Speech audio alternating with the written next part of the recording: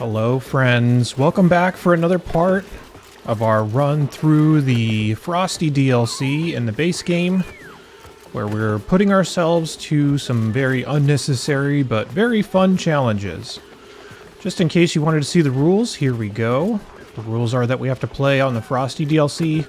We have to get every achievement, assuming that they're all possible, and we have to take 100 duplicates, specifically right when they were on offer. And we did that up until 99, when we took Jorge as our last one, when we got him from the shipping container over here. So we're now at 100 duplicates, and now our challenge is to see if we can live the rest of the time with the resources that are on the map and eventually complete all of the achievements. So this is about where we stand. In this video, we're going to do a few things. One, we're going to start circulating all of our cooled liquid. You can see it getting lower, but we still got a little ways to go before it's at the point that we want it to be. We want it to be around -30. So once we get there, we'll start circulating it around the base. We'll hook up something better than our temporary setup that we have for the sleet wheat right now. There'll be a lot of things to do with that cooling, but we'll worry about that when the time comes. Also, full transparency, I'm recording this particular segment shortly after the last segment of the previous video so that I can optimize my time by having rendering and uploading going on when I'm off doing other things. So I have not read your comments yet as far as how you want to handle the bottom of the map, but we will do that in this video. Probably the next segment or so is when I will be recording after the previous episode has been released. So just a few hours ahead right now. So one thing I want to do in the meantime, though, is a lot of people have been talking about getting into this Somnium synthesizer, which makes a lot of sense considering you have to dedicate quite a few duplicates to keep it running all the time. And we have plenty of duplicates to spare. So we're going to get a supercharged colony by having duplicates constantly buffed by this thing. And we're just going to create a little standalone colony just for our little dreamers that are going to be down here. They're going to be in a room that we're going to build out. I'll probably delete a lot of this background because I could use this class for other things. So we might as well. So I'm going to start deconstructing these background buildings first of all, and make sure we get as many as possible. Then we're going to build the tiniest of tiny mini colonies, because there's not going to be anything for these guys to do other than create dream journals, and I guess they could do some work on the side here and there if we need it. But they're going to be extremely slow when they're in their pajamas. So we're just going to build out a little colony right here. I might just montage it just for the funsies. So let's go ahead and do that when that happens. New printables. I don't want any new printables. We're already at 100. Also, one thing that I've noticed, this is very unrelated, but notice how I'm at 100 duplicates. Most of the map is mined out right now, and our performance is not horrible. I haven't gotten my new computer parts yet. They should be here soon. But one thing that I have noticed, and I'm not going to do it right now, because I've noticed that there's a few things that really trip the performance alerts, or like, that's a really weird way of saying it. But basically, I've noticed that there's something that really causes a lot of performance problems, and that's when you open the consumables menu, or any menu when a ton of duplicates are displayed and there's a lot of UI elements. There must be some kind of caching or something going on in the background, because it stays slow up until I restart the game. So there's definitely some performance issues around these views where there's lots of data. And I have to also imagine it gets bad when you click on doors to like assign duplicates to do different things. So definitely a finding that I never noticed before, but that's absolutely a problem. And I don't want to do it now because I don't want to ruin the frame rate, but look at this. Our frame rate's pretty good, all things considered, and I am recording, and I have 100 duplicates. So there's got to be other things that are definitely performance issues than what we've identified before. Okay, so with all that said, let's start building out our extremely tiny sleeper colony in here. We just need a few buildings to have those duplicates live. And yeah, let's go.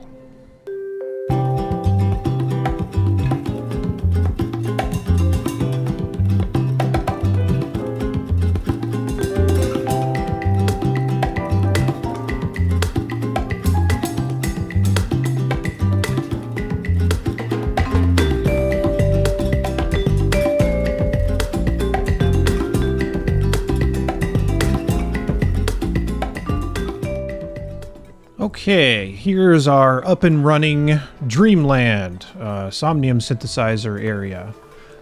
We have luxury barracks for all of them because our dreamers need a good place to dream. Freya, get in here. I know you're part of this colony. Why are you not? Okay, there we go. The people that live here are going to be all the Freyas and all the Liams, except there might have been one Freya that was not named just Freya, so yeah, she got lucky. Let's also set up their schedules. I did build them in advance so we can start pulling people down. And of course, this UI is not alphabetized, so it's going to take me forever to find who's who. I'll do this off camera because that's not very interesting to watch. But the duplicates that are in here, we're going to need all of them to be wearing pajamas. So I'm going to dispense a bunch of them, have them all wearing pajamas, and then they should be in their little area. They'll be very slow moving when they have their pajamas on. And then they will fill up the Somnium synthesizer with dream journals. So the idea here is the Somnium synthesizer is going to help all my other duplicates perform a lot more quickly while this is running. And it obviously takes a lot of duplicates to be dedicated to it, but once we have that, our duplicates should do things much faster. Which is kind of ironic because our performance is so slow that we might not get an opportunity for that much, so... The other concern that I have that I need to check on is if they're unhappy sleeping here, or if they're like less effective for some reason because they're cold, which I've never had to deal with before, then I don't know. She says toasty surroundings. Yeah, that toasty 9 degrees. Yeah, so here's how slow they are. I'm going to assign all of the duplicates that live in here pajamas.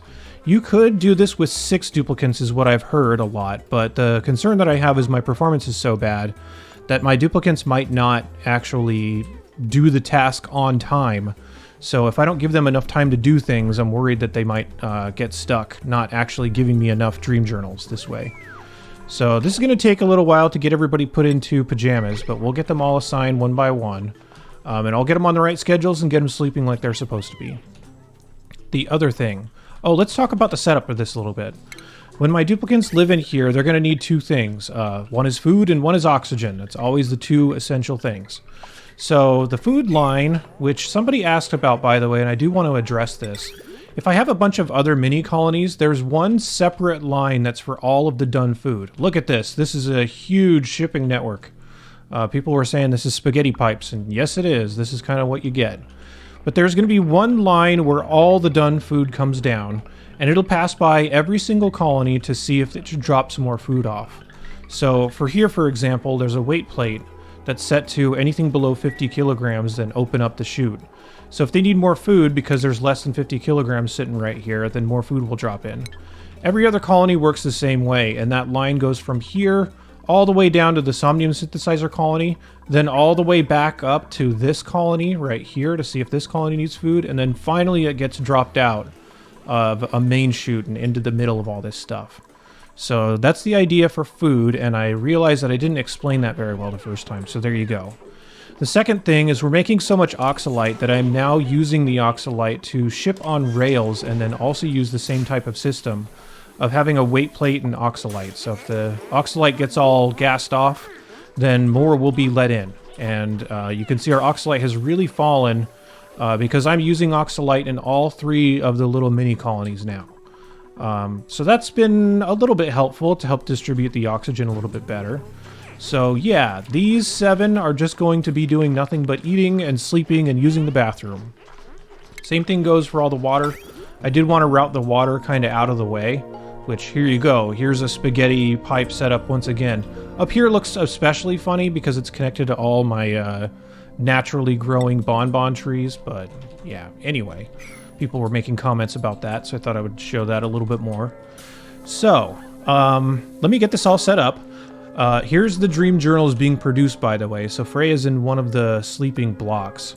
And they are producing, yeah, it looks like about 1 per cycle as far as I understand. So, yeah, we will get them all set up and make sure that they're warm and can sleep okay and produce dream journals okay. I think once they get into the pajamas, they'll be fine because it seems like they have a heating effect or something.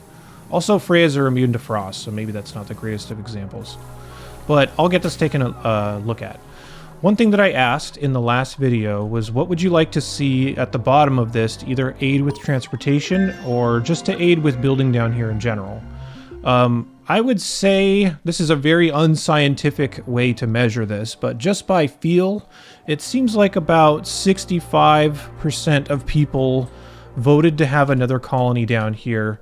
So having a handful of duplicants down here to do all the digging in the oil, to set up our interactions with any of the geothermal heat pumps. And we can do this in a little bit easier way, actually. What we can do is we can just block off right here so that anywhere from, like, let's say this line down, I will block off all the means of accessing it, and only the duplicants that are down here are going to be the ones that are allowed and everybody else won't be.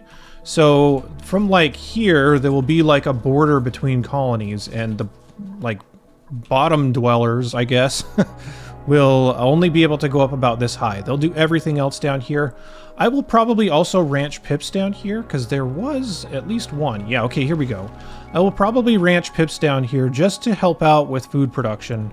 We're doing a little bit better right now, but I could always use more eggs, and more dirt would also be helpful as well. So I will probably ranch those when we get down here, but let's do that after. I have another thing that I want to do, which is we need to fix up all of our oxygen systems. Man, our performance is really not great. Sorry about the choppiness.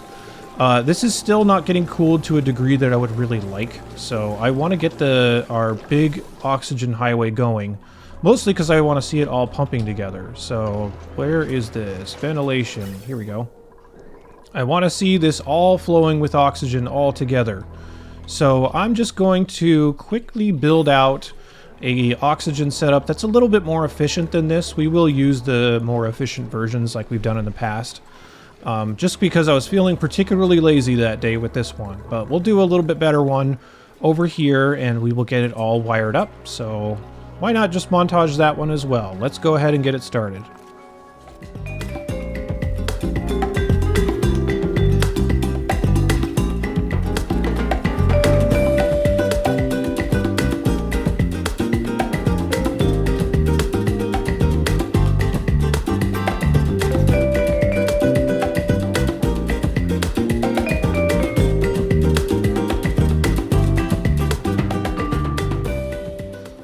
Alright, it's been a little while, but did a couple other things while this was going on, so this will be a little bit of a longer section. So first of all, let's take a look at our new oxygen setup. We've built this setup before, but it's basically a very compact setup so that the hydrogen layer that sits up here is always at a point where it occupies these tiles and it doesn't really occupy anything else. That'll allow the pumps at the bottom for the oxygen to pump out and do it quite efficiently. So we need to set up our automation on this. I don't know the exact numbers here. I feel like I do it differently every time.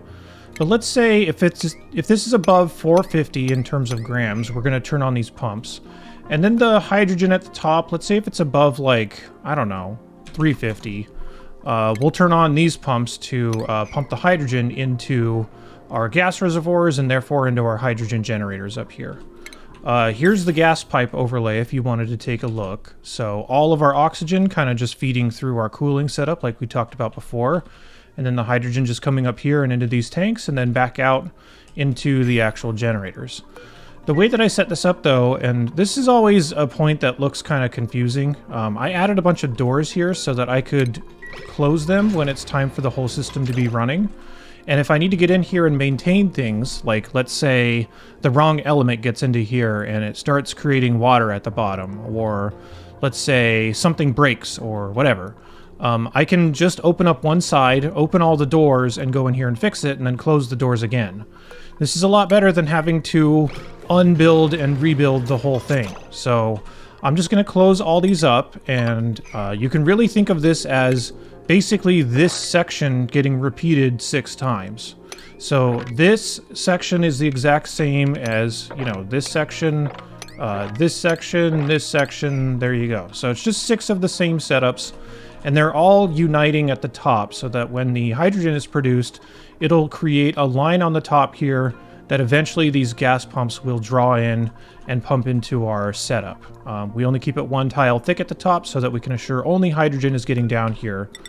then we can wall all this stuff off, and it should just work as expected. Let me turn this one off for just a second, though, because I don't want it to be pumping quite yet until we get everything closed off. But yeah, that's the idea. So the oxygen is just going to come down these lines, and it will go through all of our cooling, so we can connect those right now. It'll go through either ethanol or through some metal tiles that are connected to the ethanol, and then eventually be distributed throughout the base. So I just need to disconnect all these other lines to get us in the right spot. Let's see, I want this one here, that one here, and that one here, I believe. So if we do this, that, and that. So now these 3 lines are coming out here. There's another one that's going to be dropping out in kind of the middle of the base, and one right next to the bathroom. So I'm trying to just go where all my duplicates are going to be sitting near. The other 3 lines are going to go through our surface colony and eventually connecting up to a few other lines. One of which is just going to go up to fill up our Atmo suits. The other 2 are just going to go to lines that already existed before, so we can disconnect those. And this will make it safe for us to deconstruct all of the other setups that are producing oxygen, because we don't need them anymore. They're officially not going anywhere, except for right here. Let me delete that. So these other setups, we can start getting in here and deconstructing. I could depower them just to make it a little bit easier to get in there. So there, we don't really need those anymore. So there we go. And same with this one. We can kind of decommission this one as well. Ideally, we wouldn't have to do this, but sometimes with our temporary setups, we just get a better one eventually, and it turns out that we don't really need those over time. So those will eventually be deconstructed, and the rest of these walls will get finished in just a bit, and the whole system will start running as expected. Some of my hydrogen generators might get damaged while we're getting all this stuff sorted out, but it shouldn't last for too much longer, so if they need to be repaired, I'll wait until they get those repaired before we close this all off. The cooling for the hydrogen as well is just going to be connected to another loop of ethanol. So there you go. It's starting to flow up here and kind of cycle around to keep this whole area cool. The inside of this I'm not going to actively cool because the water that comes in ought to keep it cool by itself. So I'll connect up our water so it'll eventually start flowing into all these electrolyzers. Then when my duplicates get this closed off, it'll basically be entirely up and running. They should be here in just a minute. Yep, here they come. So there we go. That's kind of the idea with that setup. Another thing is I am starting a cooling loop for the entire center of the base. So you can kind of follow this line here. It goes all the way through. It cycles through and goes through some tiles and a bunch of stuff that I need to keep cool. Namely, any plants that I'm growing that are meant to be part of the icy biome, or any critters that might want to be at a colder temperature. So all of that will be cooled down. And that ought to take care of all the main cooling inside our center area. If we need any more cooling, we have a whole bunch more drops. I guess we have 2 more drops from this pool. One here and one here. I'm also tempted to make another smaller oxygen and cooling setup over here. Just kind of put them together. Just because we might need a few more lines of oxygen to go to our suits when we need the achievement a little bit later. So that might be something that we do. We could have something that more actively cools this area, although it's being mostly cooled by the snow that's being brought in. And I'm not really worried about the temperature here, but something to think about. Not right now, though, but I think that that will take care of it. So now that this should be all up and running, there's a couple things look like they're not fully connected. Oh, it's because they're not built yet, and I also forgot to connect them. That would do it. So these 3 just need to be connected like this. We will deconstruct those, and they will eventually get connected through the bottom area and into some other lines that we've already got established. So there you go. There's our entire oxygen setup to go with our cooling.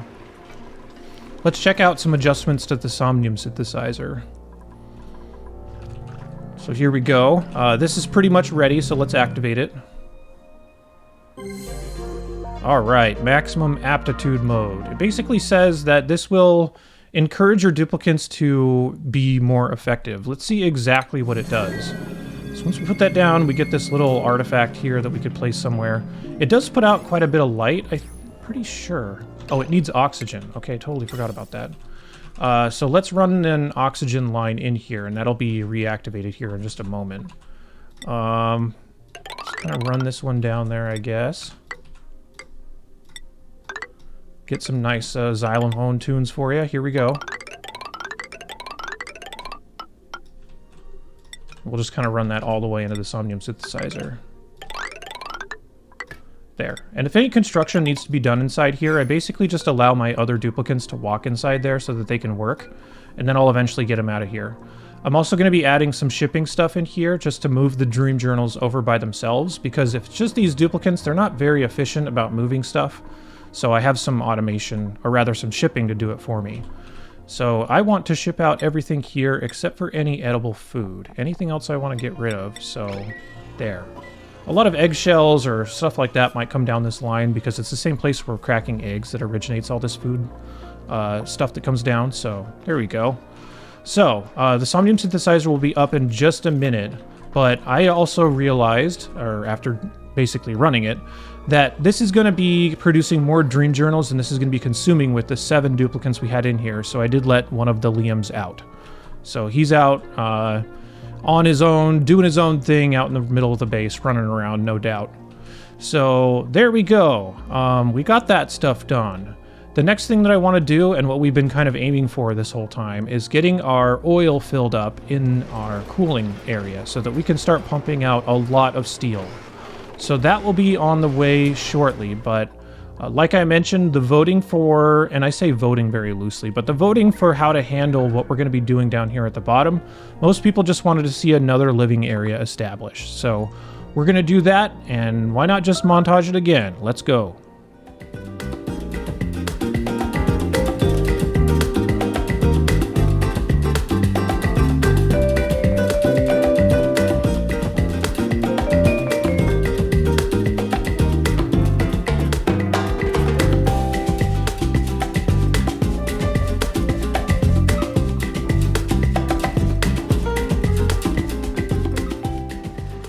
Okay, as you requested, here's our little core of the earth mining colony. As people are starting to show up for work.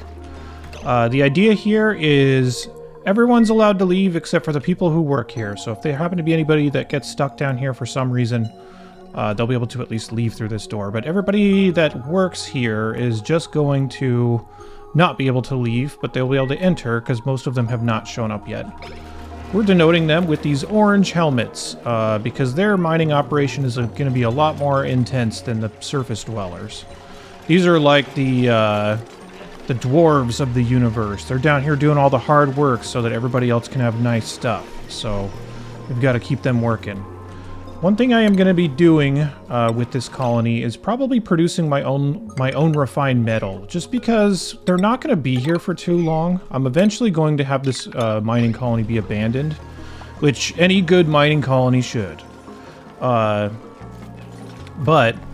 that is once the resources are gone. But I think it'll be easier just to have them create their own supplies down here because they have plenty to work with. So like there's enough metal ore, there's enough igneous rock. There's all kinds of materials for them to build basic stuff down here. And if I need specific things, I'll just have a like custom delivery drop it off down here. But for routine things like refined metal, which we're going to need for our Atmosuit docks, I think we're going to produce it ourselves. So I'll just put a rock crusher here, keep it kind of simple. I will also put in a exosuit forge so that we can make our own suits and stuff. I don't actually have the refined metal for it, ironically enough. So let's throw down a couple of these just so we can speed run this a little bit and get those out. But the next step in the whole thing that we're building up to is we need to get down into this oil biome, but we need enough suits in order to be able to do that, but there's not really any suits available, so we've got to build up our tech down here so that they can start getting down there. The other thing I'm going to have this colony doing, or this sub-colony, whatever you want to call it, is ranching some of these pips. Only because ranching these pips is going to increase our eggs, and if we have a lot of eggs flowing along with our sleet wheat grain, we can make a lot of pancakes, and pancakes are quite efficient. That should be the argument. Pancakes versus waffles. You should just say, well, pancakes are quite efficient. But we just need to start sectioning off the places that these pips need to live, which they're just going to eat these arbor trees. These are pretty straightforward. So just going to section off some places like this, and we will dig out a minimal amount of things because these pips can also plant their own food.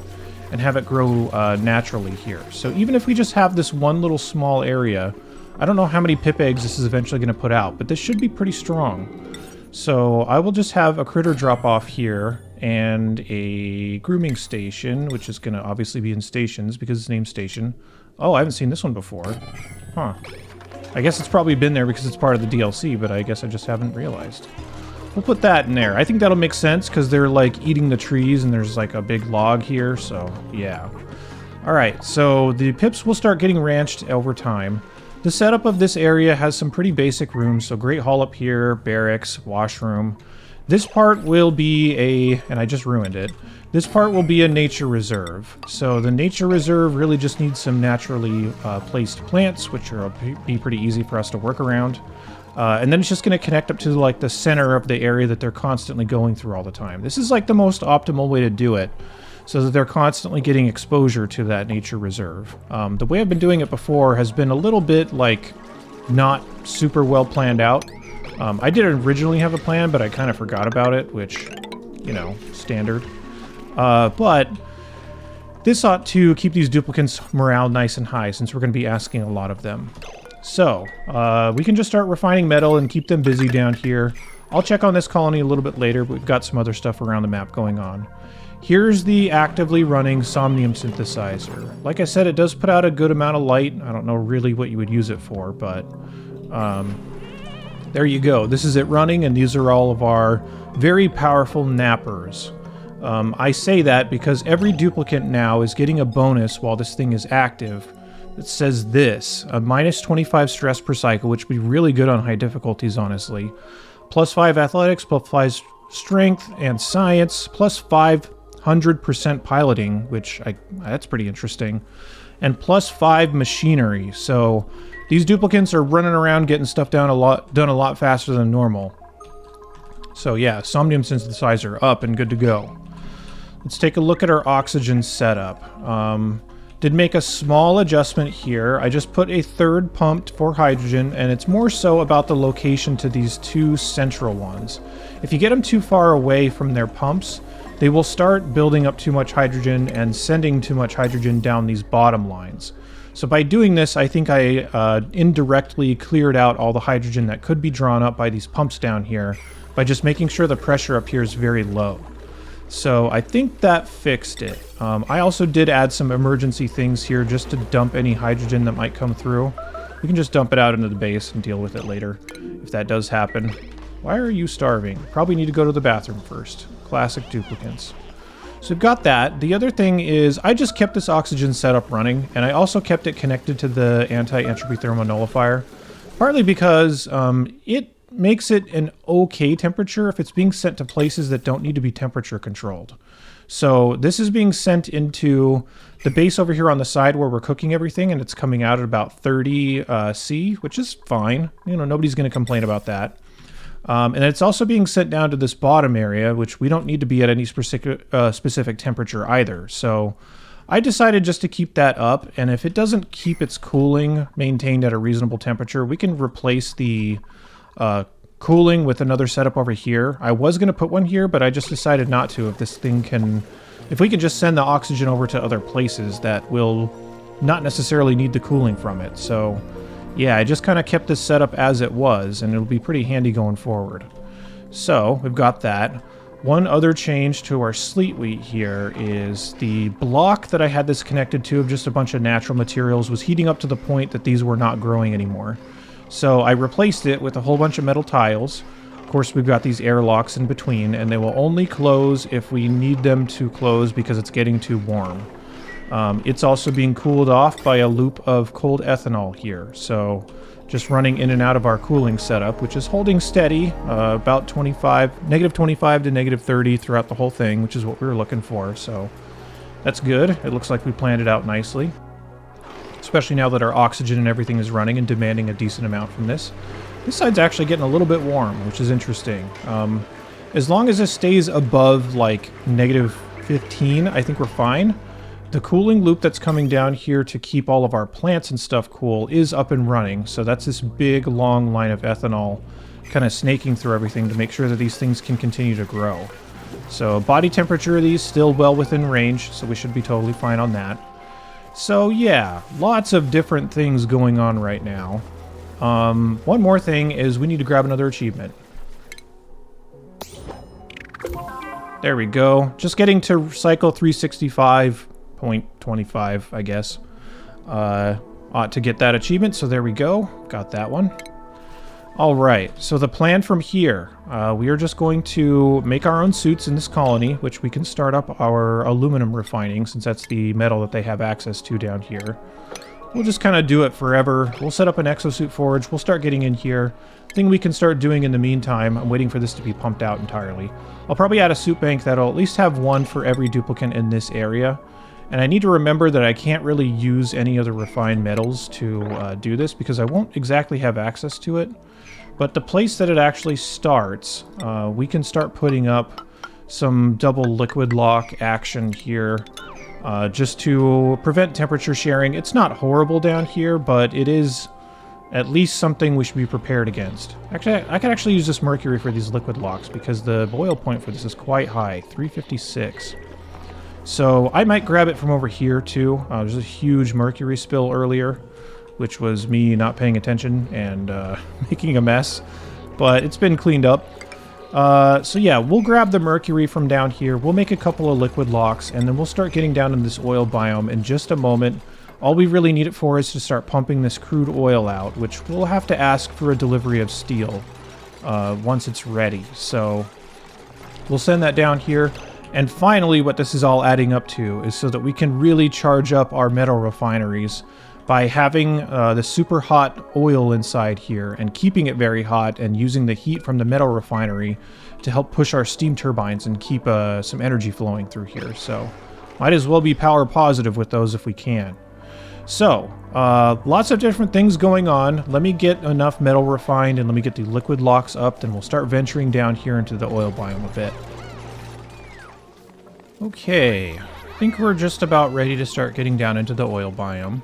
We do have our little pip ranches running. I need to start sweeping up these eggs and set up an egg sorting area, which is going to be very similar to all of our other ones. I'll probably put it over here or something like that. If any excess eggs are going to be not needed here, we'll just send them up and have them be cracked and used for our pancakes, which are up here. So there we go. The oil setup, or rather the oil biome. By the way, there's another like geyser or something right here. We need to figure out what that is. The oil biome, when you're first coming in here, the only thing that you need to check for is make sure you're not opening up into a pocket that is super overpressurized, because the pressure of these little oil compartments can get really high. So the natural resting pressure of this, you can see, is at like 900 kilograms per tile. Some of these other ones sit a lot higher than this. So like this is more than double that. So if I were to start opening this up, and especially like imagine if this pocket was right here, it could back pressure all the way back up into your base. So I have plenty of leeway. I'm not that worried about it in my case, but I usually mention this every time we go down here just to make sure that you're not going to cause some kind of flood or something by opening up a pocket that's way too pressurized. So once we get down here, we're going to just use a regular oil refinery, and I think I'm just going to be sending petroleum up here as our coolant, or I guess our liquid exchanger, whatever, for our metal refineries. So I'm going to start running petroleum up here, but we do need to set up a couple of things to get this running. And we're not going to need like a pretty large regular source of oil. The reason that I want it to be petroleum is because we're going to need it for rockets anyway at some point. There already is some over here, but if I can convert the oil that's down here into petroleum and just send that up, that'll be a lot more convenient. So I think I'll just set up a oil refinery down here. And again, everything down here should be made out of steel so that it can resist everything. I should have this. I think it might be in refinement. Where is it? Why don't they have things in alphabetical order? It's so much easier to find. Here we go. So, if I throw down an oil refinery, let's say right here, we could have the rest of it that is going to be going out. Well, we're going to need a little bit more infrastructure for this, so I guess we could just store it for the time being. We'll run the cables or the lines here in just a second. The cables. The cable's full of petroleum. That makes sense. So even the extra liquid reservoirs need to be made out of steel as well, so they can resist all the heat that's going to be down here. Then we'll just pump it out using a regular liquid pump, again made out of steel. And I'll probably put it somewhere towards the bottom so that other oil pockets can just kind of feed into this. And most of the time, this is enough oil to get you through the rest of the whole game if you're just on the base game in a map like this. So yeah, we'll just set up something like this. Once this starts getting spinning and we send it up into our loops for cooling our metal refineries, then we'll be able to close out this video, I think. I think that'll be the last thing we do. So let's get this all set up and then we'll go from there. Okay, we've been building up to this for a little while, but we now finally have petroleum sitting in our liquid reservoirs that are going to be feeding our metal refineries. So we have that done. I'm going to put this on a switch down at the bottom, which I already have, but we'll change the automation later. So that we can turn off the petroleum at the source. Why is this so big? So we can turn off the petroleum at the source. So when we actually need petroleum, we'll ask for it by turning this on. And when we don't, we won't be sitting in those pipes and heating everything else up gradually over time. So the petroleum should stop flowing here in just a bit, but it's just going to be connected to our metal refineries, and it will just kind of circulate between these liquid reservoirs and the metal refineries over time. The thermosensors that we want here, we only want to let it back into the metal refinery if it's anywhere below like 180. We could retune this at any time, but the idea is all the heat that's going to be created from creating this steel, and I will be creating a bunch of tungsten, it'll just go right back into the steam here and turn into power. So pretty good trade. All right, so I just need to reconnect the pipes to get this back in here. So there we go. And now this will start flowing, and we still will have a little bit of excess petroleum kind of trickling in here as this does finish up. Once that's done, we can disconnect it because it'll just be used for rockets eventually, or for some other things where we might need to use petroleum as a ingredient to create something. So that's pretty much that, and that's the whole setup. So we're finally at the point where we have petroleum flowing. We have our somnium synthesizer up. These duplicants down here are busy at work, hammering away, getting us a bunch of extra aluminum while they're down here. Ranching pips. Food system's looking pretty good. I think the plan for next time is we're going to go after this geothermal heat pump. We're going to figure out what this thing is all about and how to make it work. So I'm sure that will pose some kind of challenge, and I haven't really looked at it that much because I wanted to save it for when we were recording. So we'll do that next time, and that'll come up right after this. Hopefully should be out in the next couple days from the time that you're watching this. So thank you very much for watching, and that next part where we attack our geothermal heat pump will be out soon.